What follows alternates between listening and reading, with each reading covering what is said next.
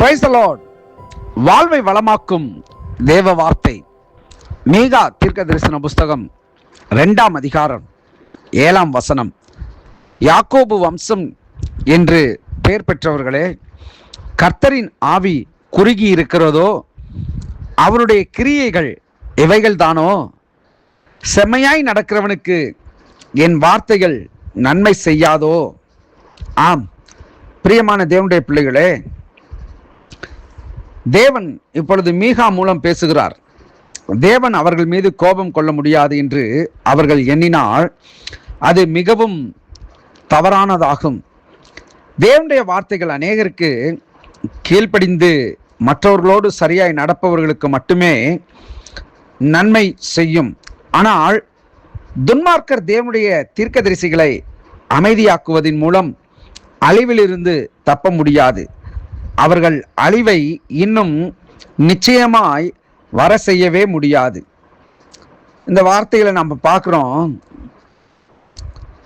என் வார்த்தைகள், அதாவது செம்மையாய் நடக்கிறவனுக்கு என் வார்த்தைகள் அது வெறுமையாய் திரும்புமோ அல்லது அவருடைய வார்த்தைகள் நன்மை செய்யாது இருக்குமோ என்று சொல்லப்பட்டிருக்கிறதை இங்கே பார்க்கிறோம்.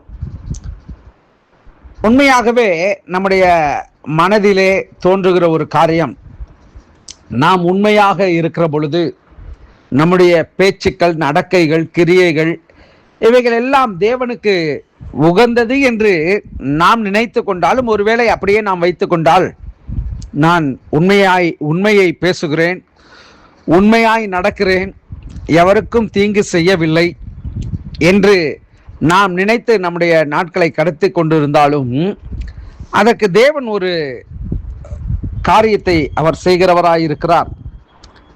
செம்மையாய் நடக்கிறவனுக்கு என் வார்த்தைகள் நன்மை செய்யாதோ என்று அங்கே கேள்விக்குறி சொல்லப்பட்டிருக்கிறது. அப்படின்னா, உண்மையா ஒரு மனுஷன் இருந்தானா, செம்மையான வழியில் அவன் நடந்தானா, அவருடைய வார்த்தையானது அவருடைய வாழ்க்கையில நன்மை செய்யாதிருக்குமோ என்று எழுதப்பட்டிருக்கிறது. நிச்சயமாக நன்மை செய்யும். ஏன்னா தேவனுடைய வார்த்தையானதை ஒருவர் யார் கை கொள்கிறார்களோ அது அவருடைய வாழ்க்கையில மேன்மைகளை தருகிறது, உயர்வை தருகிறது, ஆசீர்வாதங்களை தருகிறது, நன்மைகளை தருகிறது. அவர்கள் விரும்புகிற காரியத்தை கைகூடி வர செய்கிறது. அதுதான் ஃபெய்த், அதுதான் விசுவாசம். அப்படி அந்த வார்த்தைகளின்படி செம்மையாய் நடக்கிற ஒரு மனுஷிக்குள்ள தேவன் நன்மை செய்யாது இருக்க மாட்டார். அவருடைய வார்த்தையை யாரெல்லாம் கை கொள்ளுகிறார்களோ, அவருடைய வார்த்தைக்கு யாரெல்லாம் கீழ்ப்படுகிறார்களோ, அவருடைய வார்த்தையின்படி யாரெல்லாம் நடக்கிறார்களோ, அவர்கள் நிச்சயமாக என் தேவன் எனக்கு நன்மை செய்யாது இருப்பாரோ என்று எண்ண வேண்டும். நிச்சயமாக அவருடைய வாழ்க்கையில தேவன் நன்மைகளை அவர் செய்தருளுவார். ஜெபிப்போம்.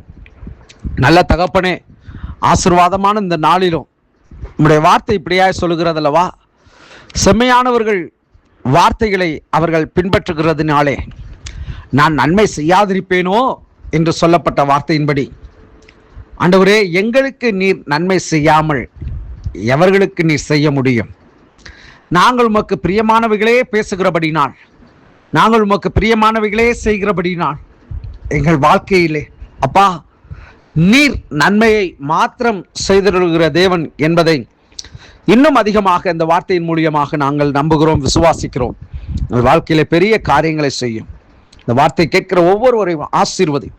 நாளுக்குரிய நன்மைகளை, ஆசீர்வாதங்களை நீர் தந்து நடத்தும். கிறிஸ்து இயேசுவின் நாமத்தில் ஜெபிக்கிறேன், ஜீவனுள்ள நல்ல பிதாவே. ஆமேன், ஆமேன். God bless you.